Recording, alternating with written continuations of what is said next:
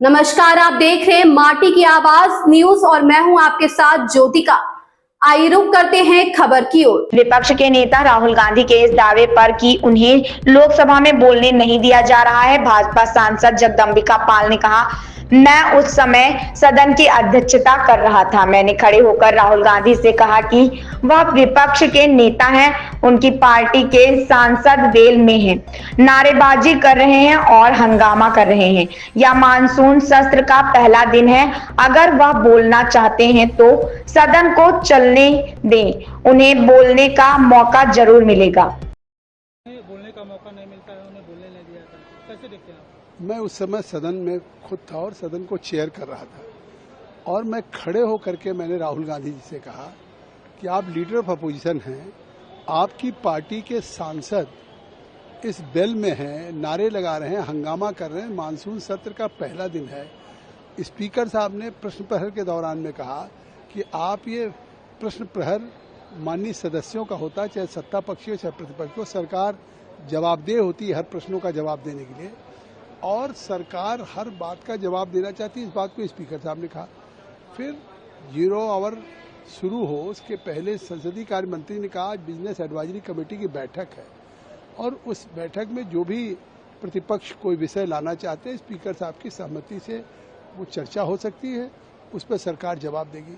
फिर रक्षा मंत्री जी को हमने बुलाया, रक्षा मंत्री जी ने कहा कि सरकार हर विषयों पे चर्चा चाहती है और उस पर जवाब देना चाहती है।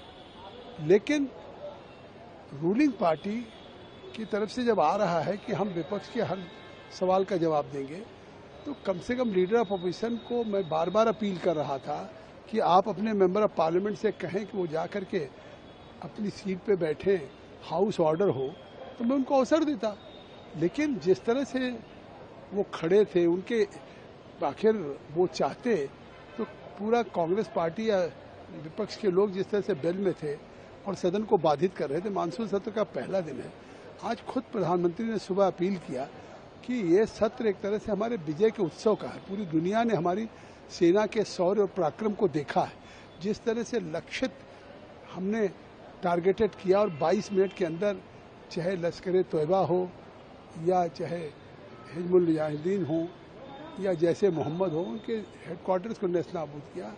कहा कि 10 साल पहले हम 10वें पायदान पे थे, आज हम तीसरी अर्थव्यवस्था की तरफ बढ़ रहे हैं। तो जहां भारत प्रगति कर रहा उस सदन में चर्चा होनी चाहिए। हम लोग जीत करके गए हैं चर्चा करने के लिए, न कि जनता के द्वारा उस पैसे का अपव्यय हो।